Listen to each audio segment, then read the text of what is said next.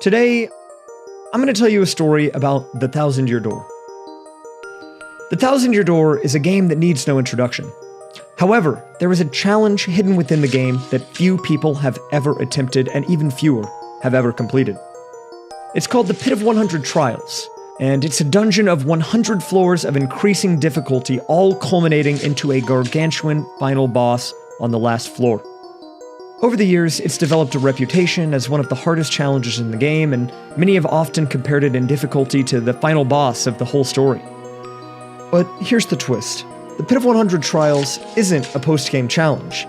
It's actually accessible throughout the game, even before finishing Chapter 1.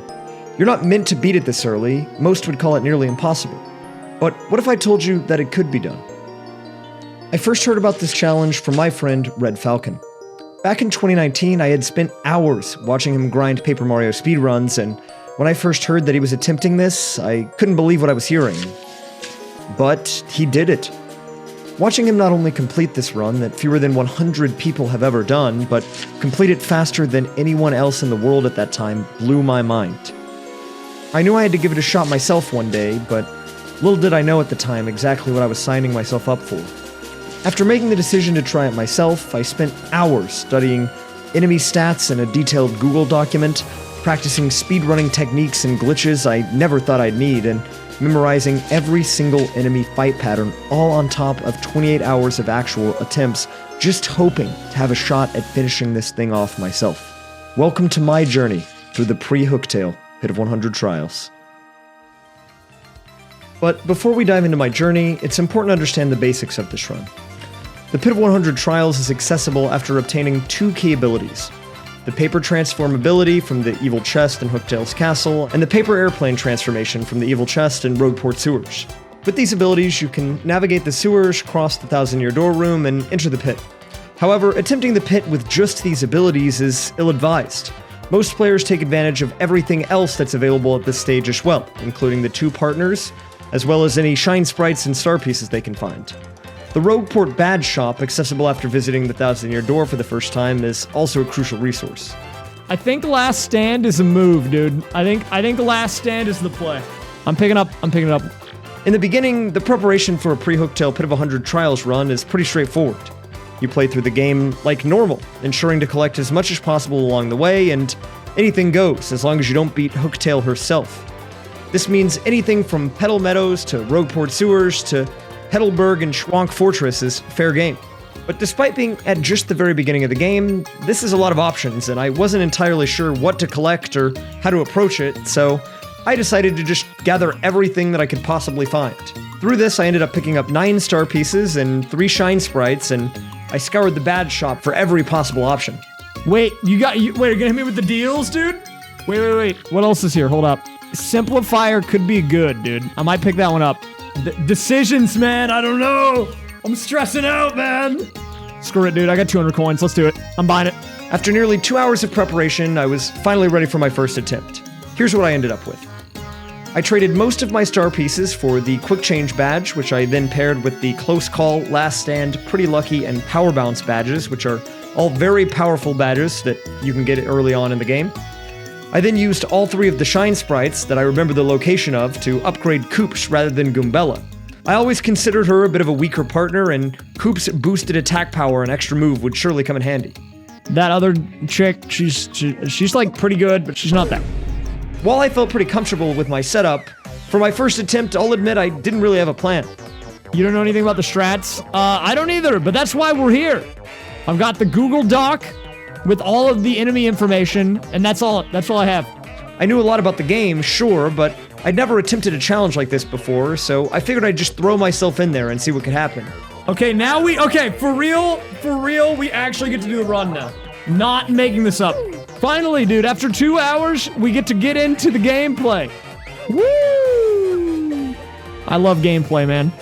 And surprisingly, it wasn't bad. We did it, chat. We made it through floor number 1. The Pit of 100 Trials is designed to scale with your progress in the game. The early levels have easier enemies, and the difficulty ramps up as you go deeper. So even though I was still in the first chapter, I breezed through the first 10 floors without any issues. On floor 10, I reached the first checkpoint of the pit and was rewarded with this thing. While it's not very useful on its own, and I probably won't use it, getting to this floor is still a big accomplishment. Because here's the thing, every 10th floor has no enemies, so not only can you use it to heal if you need, but it also contains a badge or an important upgrade in a chest that's waiting for you. And also sometimes there's this dude. I'm gonna be honest, I don't really know who this guy is, but he has a chance to appear on every 10th floor and will sell you very reasonably priced items as you continue your journey, so he comes in handy from time to time. Floor 11 is where things really started to ramp up. Oh, wait a minute, who the heck is that? These guys are actually good. They're called movers, and if you pay them coins, you don't have to fight enemies on that floor, and you get to skip additional floors. You can either pay them 10 coins to move down 2 floors or 30 coins to move down 5. Movers are random, which means in every run, you never know when one might show up, and I'm not gonna lie, these guys are a free hit of dopamine. We love the movers, but they don't come without a catch. If you pay a mover to skip a few floors and those floors happen to pass a 10th floor, you miss out on the reward and the break on that floor. So you gotta be very careful when deciding to use these guys. Anyways, as I was saying, the second set of floors is where things started to get a little bit real. Because while it's not explicitly stated anywhere, I always considered every 10th floor to be kind of the checkpoint for various chapters in the game. Floors 1 through 10 have enemies from the first chapter, floors 11 through 20 have enemies from the second chapter, and so on. So by being past floor 10, we were already in uncharted territory for the stage we were at in the game. But before we get too much further, let's address the elephant in the room. A lot of you are probably wondering how the heck this type of thing is even possible, and if I'm already getting enemies above my level on the 12th floor, how am I ever going to do 100? Well, a crucial part of it revolves around floor 20, which I got to shortly after, where I collected the Fire Drive badge. Now, this badge is actually useful and very quickly became an essential part of my strategy. In this run, my entire plan more or less revolved around 2 things. Using Fire Drive to quickly attack all enemies on the ground and deal high damage, and then using Coop's Power Shell move, which does even more damage. Because I made the choice to upgrade Coops over Goombella early on, this strategy was even more effective as I got an extra point of damage on top of each enemy. And even more important to my strategy was the Mega Rush P badge, found early on in the game in Petalburg. Mega Rush P increases the attack power of your partner by 5 when they're in peril, which more than doubles the already boosted DPS of Coops in every fight. Here's the strat. Use the lower floors where the enemies do less damage to get Coops down to 1 HP and into peril, and then just keep them there. Yes! Finally! Now we can flex. Now we can finally play the game. So a standard fight in a lot of these floors looks something like this. Mario comes out, uses Fire Drive to hit all enemies and apply burn. Coops follows it up with a Power Shell for additional high bursts of damage, and boom! Fight done in 1 turn. However, if it looked like a level up was going to happen, I'd swap out Coops for Goombella at the very end of the fight, just to prevent him from regaining his HP on the level up. I need her to be out, and she's at 1 HP anyway. So in a way, this is actually like overpowered. It went from being scuffed to being like very good. This way, Coops stayed at 1 HP, remaining in peril and keeping that high damage output, and I was able to level up like normal. No! Don't kill the lady, dude! I need that lady to be alive! Now, obviously in practice, this wasn't nearly as smooth as I'd like it to be. I mean, it's not gonna kill all of them though, that's the problem. I'm still probably dead. But by generally sticking to this, the floors quickly began to add up. I did not deserve to win that. Oh my god, that was so stressful. Before I knew it, I had already made it halfway through the pit on my first ever attempt, where I collected the strange sack, a crucial key item for the second half of the run, which would double the amount of items I could hold at a time. Kind of pog. I didn't know I got that, but we'll take that. That's pretty good. Now I've got the big bag. With Coop still in peril and Mario at full health, going into the back half, I was actually feeling pretty good about my first ever attempt. But there's a reason that so few people have ever accomplished this thing, and on the very next floor, floor 51, I was given a reality check. Can I get a mover, please, though? I've only gotten 1 mover the whole time. You're not a mover? Heck you, bud. Floor 51 contained 3 enemies unique to the Pit of 100 trials called badge bandits. Now, badge bandits behave a little differently from most enemies in the pit. The thing that makes them unique is in their name. Badge bandits, much like regular bandits in the game, can steal things. But badge bandits don't just steal items or coins, they can also steal badges, including ones you have equipped. Additionally, when a badge bandit grabs an item for himself, rather than attacking you, he'll just run away, ending the fight. On my first encounter with these guys, one of the badge bandits stole my Sleepy Stomp badge that I'd grabbed earlier. Miss your attack, do it, I dare you. Hey, give me that back. Dude, I hate this. Can you please just hit the guy? What is that? What is that, dude? He just pieced it.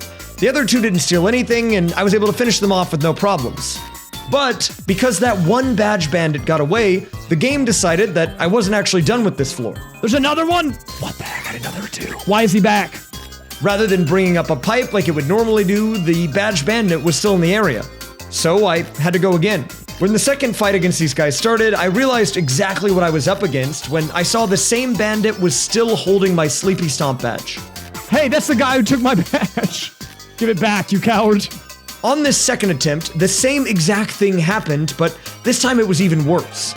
Before the bandit holding my badge ran off, one of the other two bandits who didn't have a badge attacked Coops and brought him down to 0 HP. Wait, no, they're gonna kill Coops, don't do it. No! That's bad. That's actually really bad. This meant that Coops was no longer in peril, and I was forced to revive him at 5 HP, which also meant that his +5 attack buff was gone. We gotta... Look at him. He's trying to catch me. He can't do it. He can't do it. Oh my god. And then I whipped the hammer. Ridiculous. I attempted the fight for a third time, and this time around, things continued to deteriorate. A second badge bandit took Last Stand, one of the most important badges of the run, and then the third badge bandit quickly took Power Bounce, an even more crucial badge to the run. At this point, I was in a very bad situation. Let me explain. Badge bandits have 12 HP, 5 attack, and 0 defense. But in order to fully understand the situation, you only need to pay attention to one number, HP. Badge bandits also have 2 possible attack patterns. If they're not already holding an item, they will attempt to attack you until they get one, and once they have one in their hands, they'll always run off.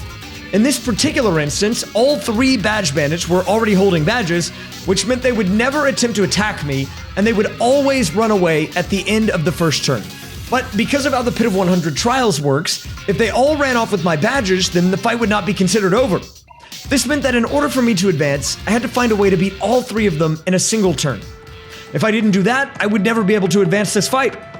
Okay, I've got 2, how much does this do? Let's see. I've got two things I want to try out here. They have 12 HP. That only does 5? Wow, that item sucks. I also couldn't game over because the badge bandits would never attack, which meant that there was no way that I could possibly lose HP either. Generally speaking, in a situation like this, I could maybe start to pull myself back into the game if I could just put high DPS into a single target, got my first badge back, and then slowly chipped away at all of the other ones in additional fights until all 3 of them were badgeless and taken down. However, when it comes to doing damage, I couldn't even really do much of that either. Most of my damage in the Pit of 100 Trials up until this point had come from Coops. By keeping him in peril and using Power Shell on a string of enemies such as these badge bandits, I would be able to do 8 damage to all of them at the same time. I could then use Fire Drive with Mario to do additional damage to all of them, or use Power Bounce to get rid of a single enemy.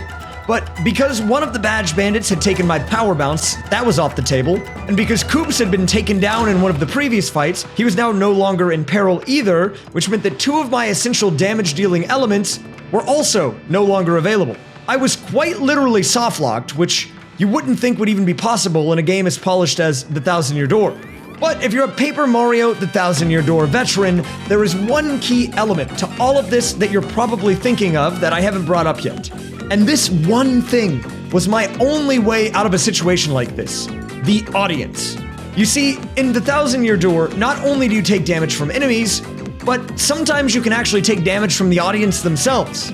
At the beginning of every fight, people crowd into the theater to watch the battle, and depending on who's there and how they're feeling, they'll sometimes throw things at you. These things can be positive, such as coins, hearts, or even items, but they can also be negative, like rocks or hammers. And if you get hit by any of these negative things, well, you take damage. This gave me an idea.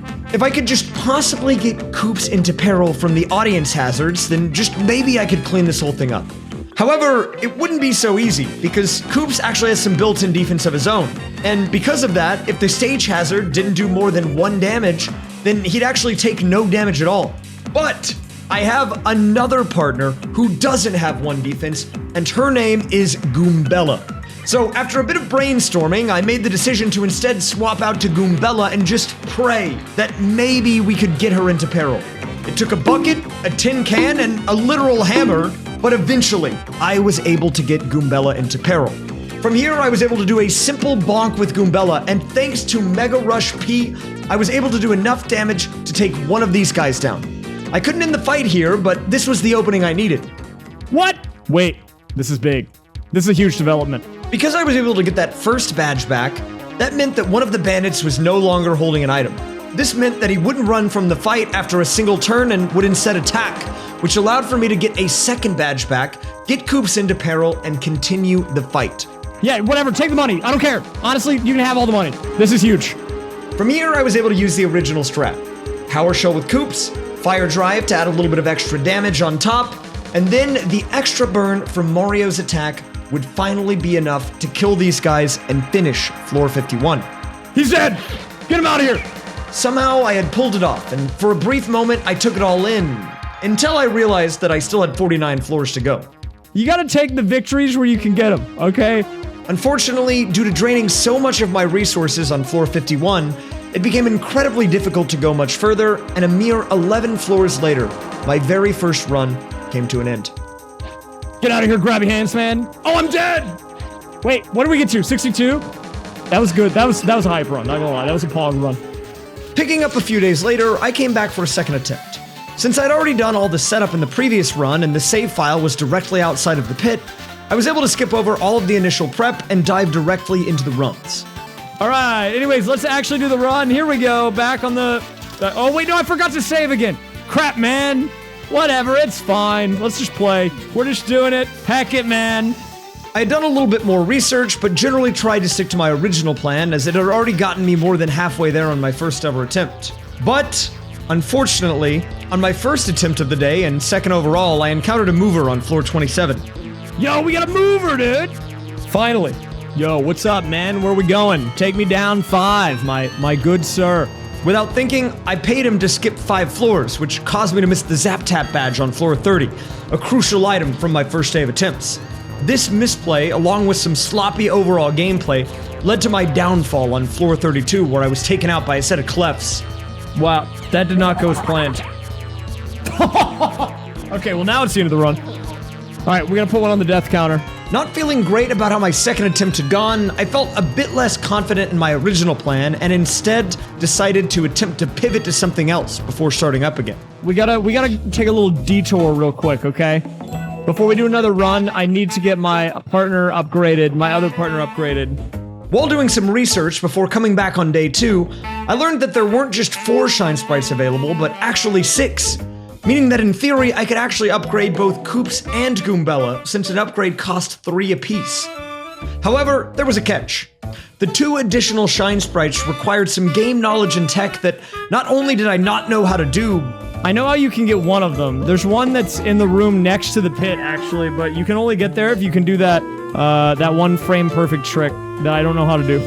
You go in here and you do like some weird movement stuff and you can get up there and get that one. But I didn't even know how to learn it, as I had no idea what either of the tricks were called.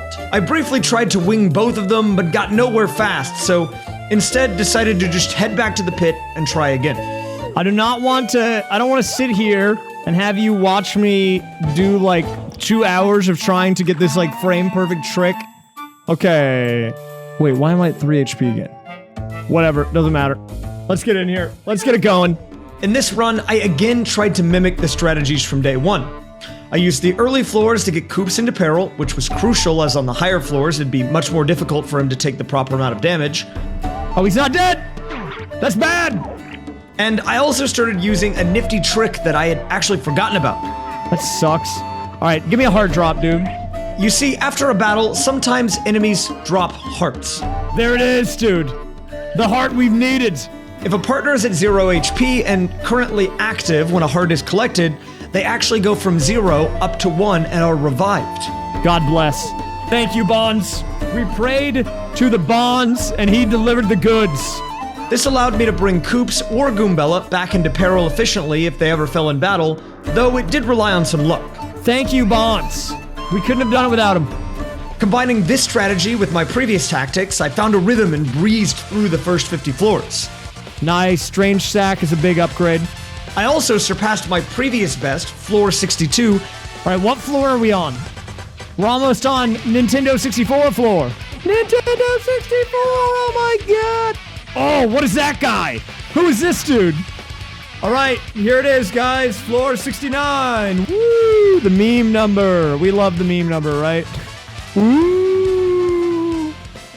And ventured into the 70s for the very first time. Partially because I didn't waste all my resources on the badge bandits again. Ooh, we got Pants Man. Let's go, Pants Man. And we have not seen him for a while, so I actually have a lot of money. I think one super shroom would be good. One normal mushroom would be good.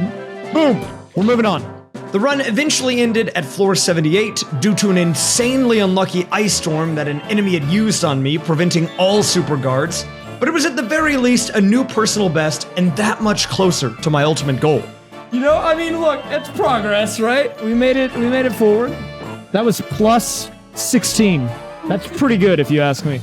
On this run, I had also nearly reached the end of the normal enemies in the game, as floors 71 through 79 feature enemies from the Palace of Shadows in Chapter 8, the game's final chapter. And all of the floors after contain almost exclusively pit-only enemies. But despite the progress, this run was actually a wake-up call. I mean, I should have upgraded my other partner. I'm gonna have to look up how to do that. Like, I just get the extra shine sprites I don't have. I realized I needed a better late-game strategy. Then we can actually probably get it done, because you unlock multi-bonk with that, and she does more base damage too, which helps a bunch. The standard Coop setup wasn't working against tougher enemies with higher defense or those that were airborne, so I took some time and I went back to the lab. Coming back on day 3, it was time to make some adjustments. So despite knowing nothing about speedrunning this game or any of the tricks associated with it, it was no longer something that I could avoid. There are some very specific jumps, some glitches, some clips that you have to do to be able to acquire these things. Normally, the casual gamer would not be able to get these shine sprites at this point in the game. So I actually have no idea how to do them at all. But wait, plot twist, I tried them anyways, and I did them. At least there's 2 that I need to know how to do, and I did both of them twice without any tutorial. So we're just gonna wing it. We're just gonna do it, dude. Let me go ahead and give you guys an explanation, at least from my understanding of it. So you know when you run through a door in this game, you see he does this little running animation, and then he stops. Now what you want to do, you got to jump right whenever you can take control of Mario again, and if you do it correctly, the game does some weird stuff. It doesn't like it. So basically, if I do it correctly, I'm going to jump into some water and I'm going to teleport. That's basically what it looks like. All right, moment of silence. It's quiet time, serious time. Okay, we didn't get it that time. That's okay. That's okay. We'll get it. Okay, we're not going to count that. Don't count that. Oh! Hey! There you go. See, we did. How many tries is that? 5? 5th try. Look, we'll take it. We did some weird stuff, and now we're up here. And you know what that means? We get a heck in one of these guys. All right, I'll take it. Okay, but there's another one we have to get. So let's go ahead and try to get that other one as well. Now, fortunately, this next thing we're gonna be doing doesn't force me to lose HP. Let's do a little detour. Let me take you on a journey really quick to this other one, okay? So, we're gonna come over here right quick. Let me show you something. Now, if I come over here to the left side, you might not be able to see it on your screen, but you can see for sure that there is a part of the map over there that we cannot get to, because if you jump into the water, the chain chomps will get upset. Okay, so you're wondering, how do you get over there? Now, in this game, whenever a door is locked, it has a big old lock on it like this. But, strangely, the lock has a hitbox, and if you do some precise jumping shenanigans, you can actually jump on top of the lock. And so you see those boxes over there? We're going to try to get over to those dang boxes using the power of lock technology. So we're just going to go ahead and we're going to just run into this lock in this precise angle a little bit, okay? It might not seem like there's anything happening. And that's because it's not. But it will in time, trust me here. I feel like I'm doing Nips clip in Super Mario. Oh! Sorry about that. I had a moment. We jumped over the lock. That's not good. I need to be on top of the lock. I can't be jumping over. Sorry, I'm having an episode here. I'm getting, you know what this is? This is performance anxiety. Look away while I take care of this. I'm not looking. Thank you. It makes me feel a little bit better. Okay, you can look. Look, everyone can look. It's fine. Now you're probably asking, Raysfire, what do you do now? You heckin' jump over here. Now you know what happens next? We come up to this box. You go in the crack. What's over here? Boom! It's another shine sprite. And you know what that means? Now we have 3, which means we can properly upgrade our dude. So I'm just gonna jump over here and we're gonna teleport across the map. And look, now we're back over here. Fantastic. So we go to the little shine sprite place over here, and all of a sudden, we have both of our partners upgraded, and this means we can do our pit runs today with extra confidence, knowing that we have additional power of both of our dudes. Additionally, I had overlooked the importance of star pieces. In order to do a successful Pre-Hooktail Pit run, you, in most cases, want to have 2 badges. The badges you want to get are Quick Change and Item Hog. And you can exchange this shady lady in an underground city for these little star pieces that you find all throughout the map, right? And you need 15 of them total. Well, I've got some bad news. I only have 13. Well, actually, I have 11 right now. Now I have 12, and I know where the 13th one is. But, fortunately for us, that is not essential to make the pit happen. It does make our lives a bit easier, but today we're going to be going item hogless.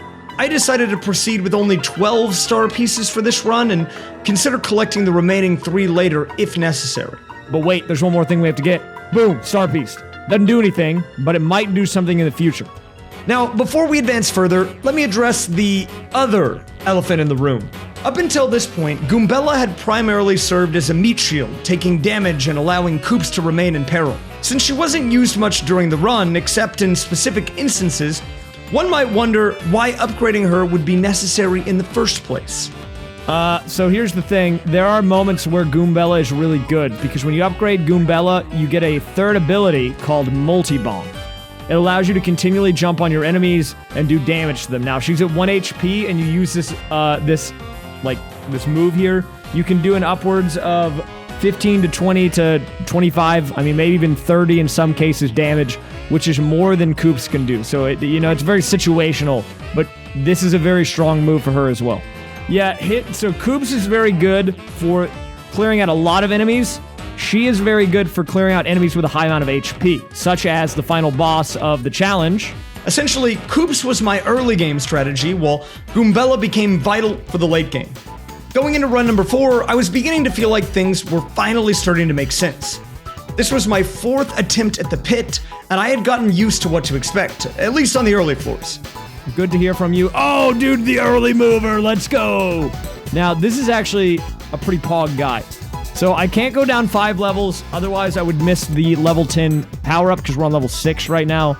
And every 10 levels you get a bonus, so we're actually going to just do 2, but still pretty useful. Mover, more like schmover. What the heck, dude? The back-to-back mover special. We'll take it. As a result, I was able to fly through the first 50 floors with no problems whatsoever, and before I knew it, I was at floor 78, where I had died just a few days prior. Yeah, that's a huge problem, though. We just need to take these guys out like ASAP. Basically, that's what it comes down to. However, this time around, not only did I have Koops upgraded, but I had Goombella upgraded as well. Hey, even if I don't make it any further on this run, we did get a PB, which is nice to have. This allowed me to push forward through some of these later floors with no issues, and I was quickly closing the gap between myself and the final floor. As I pushed past floors 80 and above for the first time, I entered uncharted territory. Into the 80s. What's in here? That'll help us out in the 80s. Not only for this run, but for me personally, as I had never finished the pit before, even on a completed file. These guys are way over leveled. I think we're like beyond endgame enemies at this point, and I'm in chapter 1, so you know how it be. Because of that, I'd never seen these enemies before, so we were truly in waters I had never explored. What the heck is this thing? Who is this guy? I don't like him very much, whoever he is. Okay, we have a bit of a problem here. The run was definitely dicey at times, and which partner I used varied greatly from fight to fight depending on the enemies, but having the option to use Goombella in addition to Koops gave me much needed flexibility on each individual fight. Oh no, it's the same guy from earlier, but now he's pink. Fortunately, many of these enemies were stronger variants of ones that I had fought previously, so even though I had never seen them, I was somewhat familiar with their attack patterns. However, I still had to think carefully about every move, as one small misplay could end the run due to how much damage these guys did. As a result, the further I progressed, the more close calls I experienced, but somehow I was hanging in there. Crap, I thought I could get that guy to 1 HP. That would have been a hoggers play, but he's at 2. Oh, dang it, dude. That's scuffed. All right, 5-5 split. I'll deal with this dumb guy in a second. Oh! We got the juice, dude. Hold up, this is big. It's juice time. Oh my god, this is advanced hands, man, dude. Who is that? That's the elite wizard. He's cracked. But as I reached the final set of enemies housed on floors 91 through 99, I noticed that they were somewhat easier compared to those found on floors 80 through 89. Dude, that does so much damage. Wow, you died while invisible. What a nerd. The elite wizard could be tricky and the poison puff was definitely annoying. They do 8 damage, and I think you get poisoned by them too, which is awful. Which means I need to end this fight pretty fast. But the Bobulk was fairly trivial, especially with the fire drive badge, making them quick to take down, and the Swampire was essentially useless thanks to the Zap Tap badge, as they couldn't do any damage to Mario. So by hitting floor 90 plus, while I wasn't completely guaranteed to make it to the final floor, I felt way more confident and used this time to brainstorm my strategy for the final boss, if I got there. Okay, that was fast. Woo! Dude, I'm trying to game. He's alive! My boy is here! We got him to 1. This is a huge play. We are on... This is not a drill, everyone. This is not a drill. Okay, alright. We gotta hold it together. Now, since I had never faced Bonetail before, I wasn't sure exactly what to expect. Fortunately, my good friend Red Falcon, who got me into this challenge in the first place, showed up to my stream on these later floors. As I crept closer to floor 100 for the very first time, through some help from him and brainstorming out loud with my chat, I decided to attempt to get Goombella into peril before reaching Bonetail. The reasoning was simple. Bonetail is a single enemy, and part of the reason for upgrading Goombella in the first place was her higher single target damage. By utilizing Goombella's multi-bonk attack on Bonetail and then switching her out for Koops, who would become the meat shield for Bonetail's attacks instead, I aimed to burst down Bonetail quickly while doing my best to keep Mario alive and Goombella in peril. Unfortunately, due to how things went on the floors leading up to floor 99, my plan didn't go as smoothly as I had hoped. Koops had died in an earlier fight, and I used a heart drop post-fight to put him into peril. Since the next fight was against Swampires, which were all airborne enemies, I switched Koops out for Goombella, because he wouldn't be able to do any damage anyways. In that fight, Goombella, who was at full HP, was quickly taken out as well, as she was prioritized by the enemies rather than Mario. Look, it was a noble sacrifice. It needed to be done though, okay? She was revived to full health on a level up, but this meant going into floors 98 and 99, I had to pivot my strategy, as she would be at max HP and Koops was actually the one in peril. This led me to attempt to set up Koops for the final boss instead, as it seemed as if there'd be no easy way for me to get Goombella back into peril in time, and Koops was essentially already good to go. I'm just gonna try to take this guy out as fast as possible. But halfway through the fight on floor 99, the unthinkable happened. Remember those stage hazards that saved me back on day 1? Well, it seemed like karma or something else brought them back for revenge in the final fight before Bonetail. During the fight, the stage fireworks went off, causing Mario to take 4 damage and Koops to take 2 damage. Oh my god, what is that RNG? I'm pissed. I'm mad on the internet right now, chat. That's so messed up. This led to Koops running out of HP since he was in peril prior, and gave me no other choice but to bring out Goombella. Unfortunately, Goombella was quickly taken down by the enemies as well, leaving both of my partners at 0 HP by the end of floor 99. Dang, that might have actually killed the run. I'm not trying to be dramatic, but that might have actually hacked me, dude. Maybe not. I mean, if I get a lucky heart drop, it might not be the end of the world. We'll see. We got Bobkis, dude. Since I only had a single mushroom, I was forced to choose between reviving Koops or Goombella, meaning I wouldn't be able to swap between the two mid-fight against Bonetail to have one tank damage like I'd originally hoped. Additionally, whichever partner I did revive wouldn't be in peril, severely hindering my strategy going into the Bonetail fight. There's not, I think I'm like actually just screwed. I got trolled by the stage. I died to the stage, man. Are you kidding me? Due to this monumental meltdown on the final floor before my first ever attempt at Bonetail, an enemy with 200 HP, I was basically guaranteed to die. So I took a moment to bask in the glory of making it there in the first place, and then gave it my best shot. I just got here. Don't hack this up. Well, I got bad news for you, dude. Might be a little too late. I'm in a very tricky situation for doing any type of damage whatsoever. This is we're gonna call this the ceremonial fight. I'm just gonna have to like super guard everything, I guess. He went for the chomp, dude. I wasn't ready for the chomp. Okay, I hit that too early. It's the nerves, dude. The nerves are getting to me. Wow, this is so... This is so bad. What the heck was that? How low can we get this person without dying? Apparently that low. What was that, 184? 181, we'll take it. I was getting closer, but I still had a lot of work to do. On day 4, I decided it was time to get the final pieces of the puzzle I was missing. I had gotten far, but there were a few final things that I could do to tip the odds in my favor, and those things came from, you guessed it, star pieces. I'd collected 12 of the 15 available to me at this point in time, but honestly it was just laziness preventing me from getting the other 3. So before starting my 5th attempt and my first attempt of day 4, I went and found the 3 remaining star pieces that I hadn't picked up yet. Boom. Up top, you know what's up here? I'll show you. Star piece number 3. So we're gonna work our way back out of the castle. We have some exchanging to do. Oh. After grabbing them all, I traded them in for the Item Hog badge, which increased the drop rate of items after each fight and allowed for me to grab things like dried shrooms more frequently after battle, which are perfect for reviving a fainted partner and getting them into peril. Feeling well prepared and optimistic, I hopped into run number 5, thinking that this might be the run that goes the distance. Oh, I'm about to die. That's not good. Okay, hopefully I don't choke this to something stupid. Oh, never mind. Actually, we're not living life on the edge. We're just winning. How about that? How about we just win instead? That's not living life on the edge. We're actually pretty comfortable living off the edge. Unfortunately, it was not. I did the mathematics wrong. Keep the hearts away from me! No, dude! Are you kidding me? I'm being trolled. This game is literally trolling me. I'm so mad. There's nothing I can do there. They landed on my noggin, man. Due to some poor play on my part, it fell very short of the previous run and ended on floor 66. Oh, never mind, we're dead. That's a ripperino on that one, chat. What was that floor? Not my best work. I'm not really proud of that one. Not much to say about it. Just a couple misplays. Kind of unfortunate. I'll add one to the death counter. We'll go again.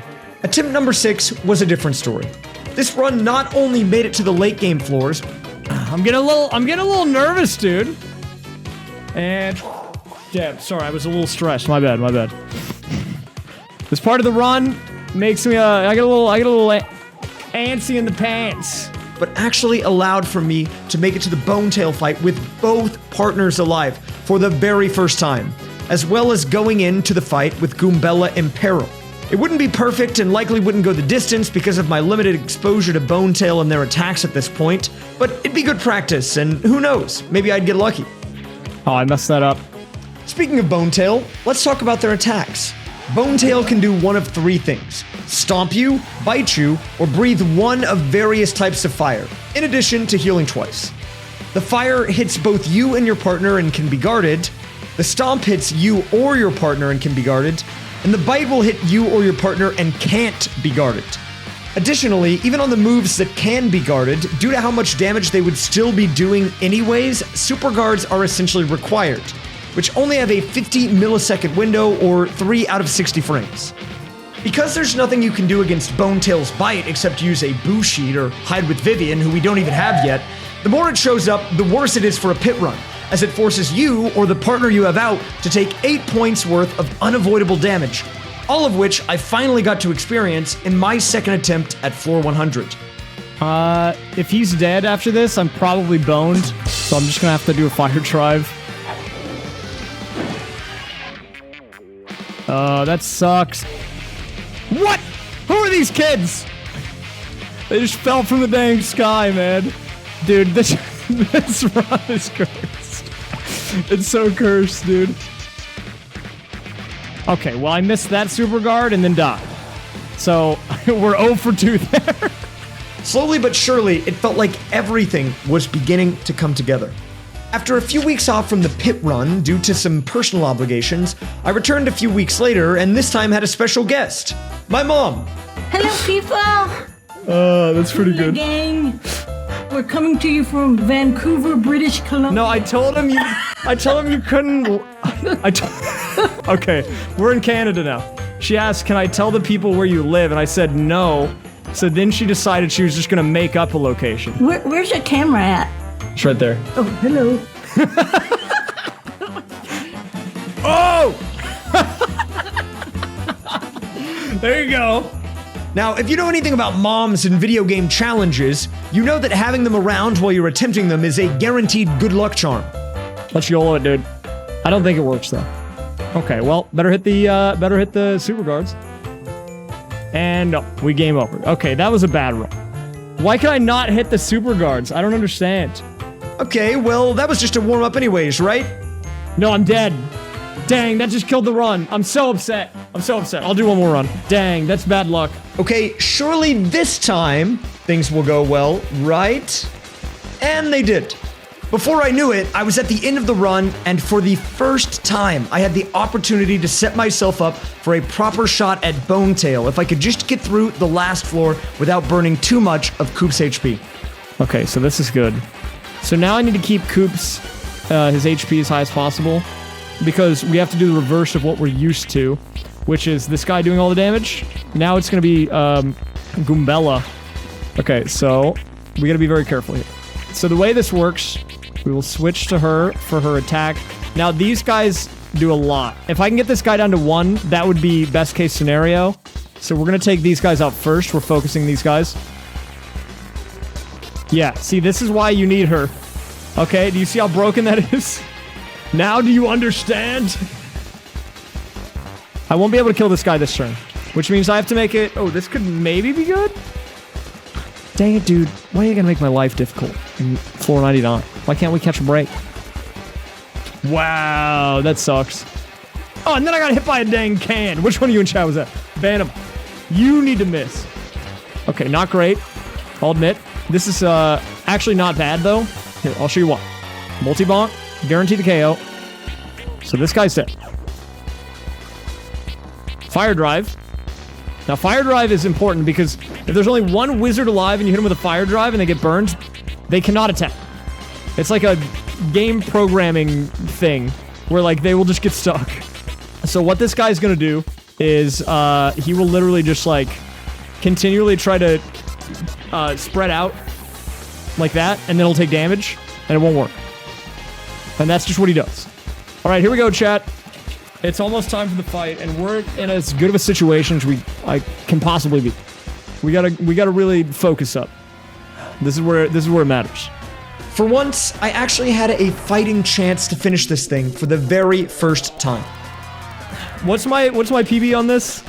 Even if I don't beat it, if I just beat my other score, we'll call it a win for the day. There's really not much for me to do here. I'll do a Fire Drive, I guess, because he will get burned. Unfortunately, due to missing literally every super guard possible, I ended up going down after dealing about 90 damage to Bonetail, which was a new record, but still less than half of the total.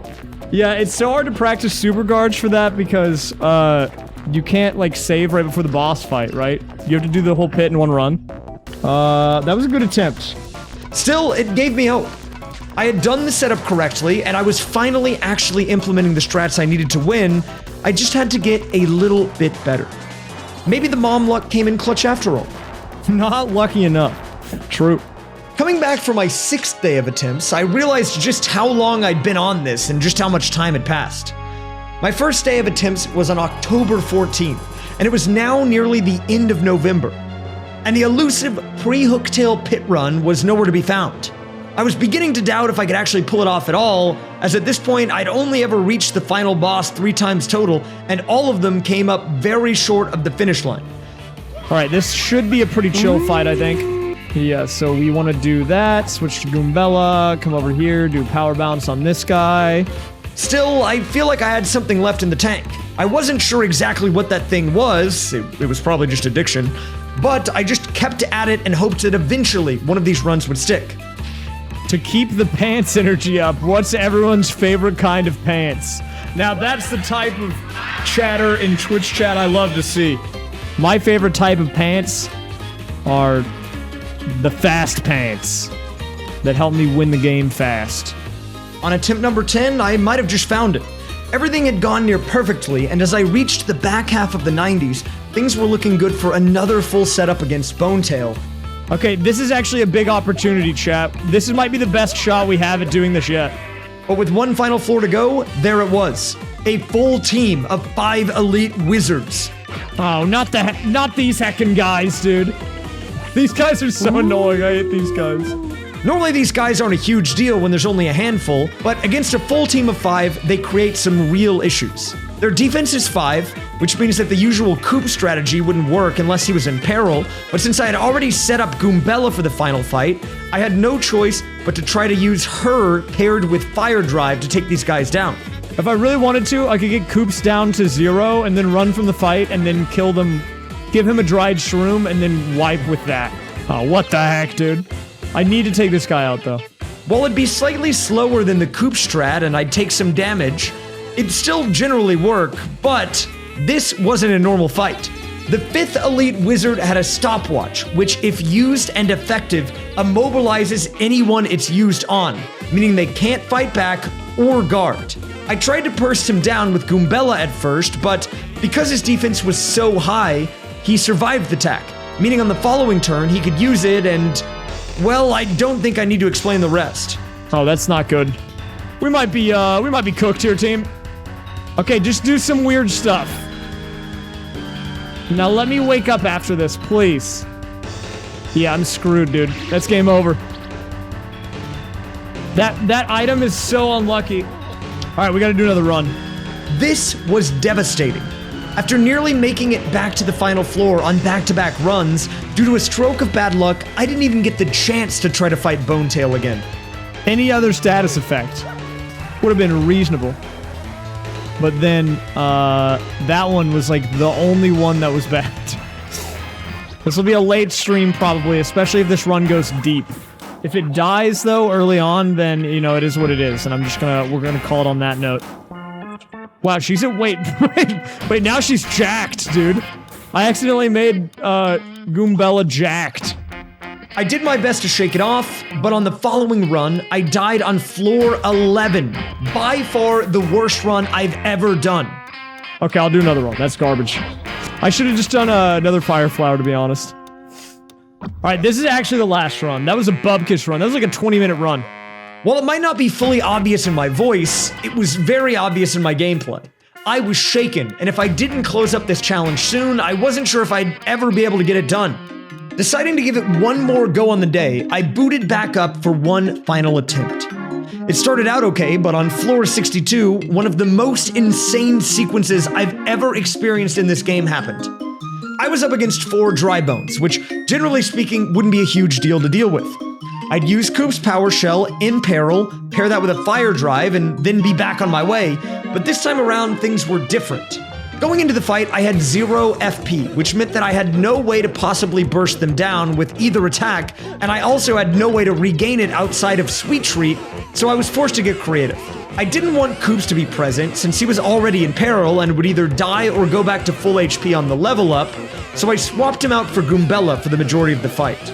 But due to some bad super guards, she was eventually taken down herself. Well, okay, alright. Well, there goes the live stream, guys. Over time, I was able to get FP back through various Sweet Treats, but because Dry Bones have a chance to create another Dry Bones on their turn, if I didn't kill all of them quick enough, they would just keep multiplying. Hey, you can't make another bond, you're on fire. That's banned. Eventually, I realized the Coops needed to be brought out in order for the run to survive, but at that point, it was too late.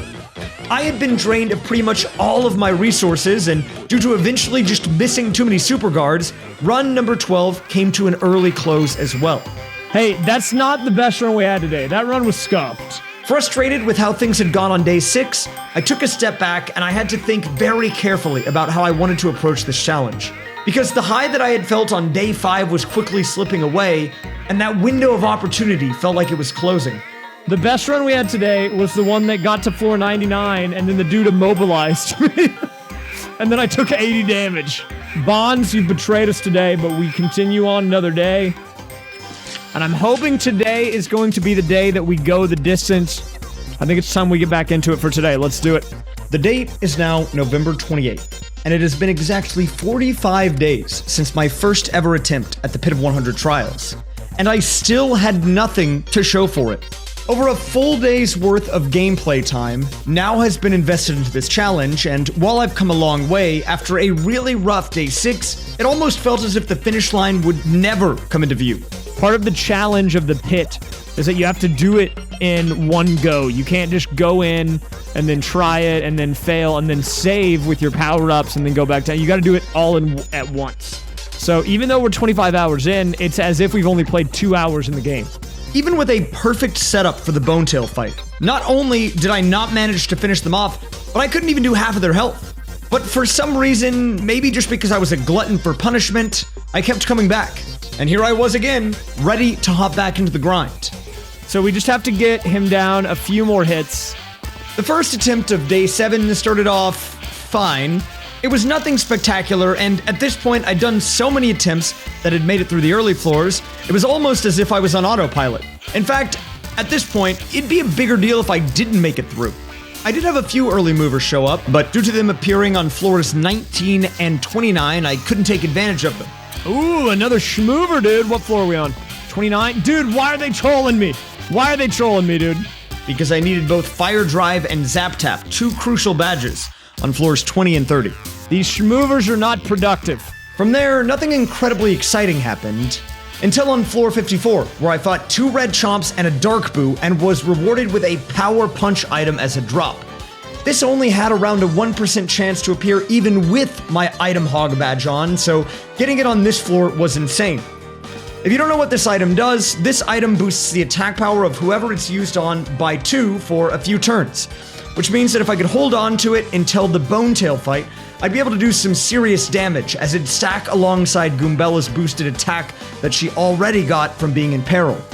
This could have some pretty insane implications on the final fight if I played my card right, but I'd have to get there first, have Goombella in Peril, and save the punch the whole time, and since it was only an item, the boost would be temporary anyways. But then, about 30 floors later, things got even crazier when I fought a group of 5 Spunnias. While the fight itself was pretty one-dimensional, just fire drive them and super guard with Goombella while ignoring Koops to prevent him from leveling up, the interesting part happened once the fight was over. The front Spunnia, who had been holding a badge, not an item, actually dropped it post-fight.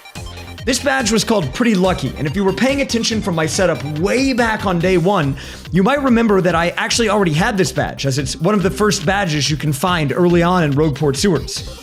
However, getting additional versions of this badge is very uncommon, as Spunnias only have an under 1% chance to hold it in battle, and then around a 30% chance to drop it after the battle, even with the item hog badge on. This meant that the chances of getting this badge from this particular fight from that particular Spunnia was around 1/4%, and even if you include all of the additional Spunnias and their chances of holding a badge, it still only amounts to around 1.2%, or just over a 1% chance for any of them to hold this particular badge and drop it with the boosted drop rates. This was crazy. And in case you don't know what this badge does, it causes your opponents to have a 10% chance to miss on attack, but can be stacked with other badges that add evasiveness as well, such as the upgraded Lucky Day badge, which I get on floor 90 of the pit, as well as additional copies of the same badge, which I now had 2 of. At the moment, it didn't amount to much, as I was out of usable badge power and needed other badges to get through these final floors anyways. But if I could find a way to slot it into my setup before going into Bonetail, then just maybe this, paired with the power punch I got earlier, could be the difference makers. After a few tense battles and close calls with the equally rare Amazy Daisies that showed up in a few of my battles in the 90s, before I knew it, I was rapidly approaching Bonetail yet again. But this time, I was prepared. Probably even more than prepared.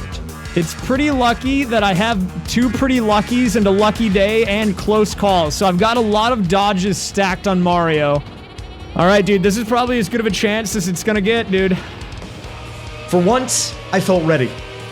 Would this run be the one to go the distance? Time to find out. All right, let's go. Let's get it. I need to use this power punch on Goombella. But then I also need to, like, have Goombella stay alive. I think the best way to do that is to switch to... Give it to her and then switch to Koops for turn 1.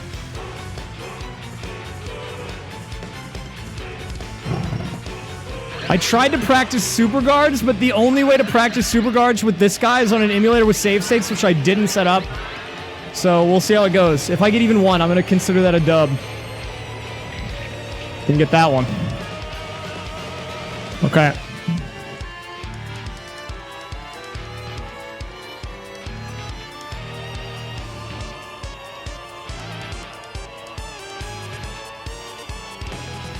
Nice! That's big! Every super guard I get is huge, dude. I gotta get more of those. Oh, that one sucks! That's such a BM one, dude. But then, just when everything was looking flawless and Bonetail had exactly 100 HP left, with both partners still alive, the cracks in my plan began to show. And one of the most unlucky things that could have ever happened became a reality. After missing the guard on one of Bonetail's fire breaths, one of the rarest and most punishing status effects in the game was applied to Mario: confusion. While confused, there's a chance that upon making a selection, Mario or his partner will do something else. This time around, he decided to attack Goombella, the single worst option that he could have chosen, as this attack also can't be guarded. So once he made that decision, the damage was guaranteed.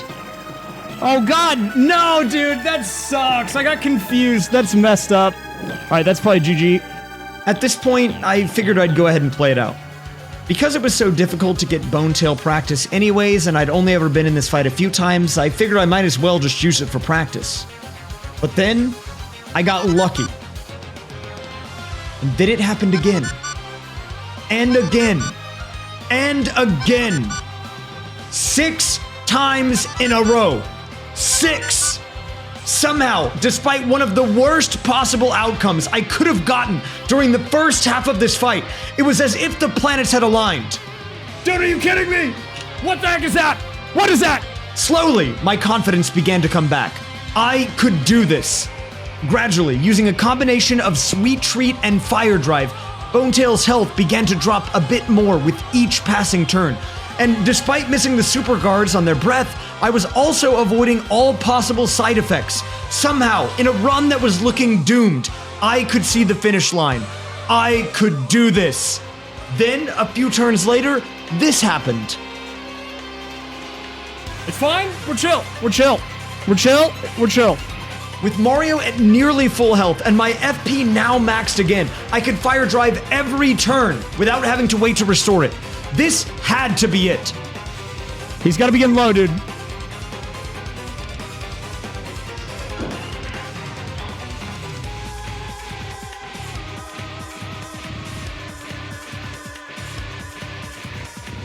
Okay, that's enough. We can get HP back. Lucky, that's big, that's big, that's big. Just keep it going, keep it going. We gotta keep running a train on him, dude. That's it, dude! The God Run! We've done it! Oh my god, dude, what the heck? That was insane! I didn't think it was possible.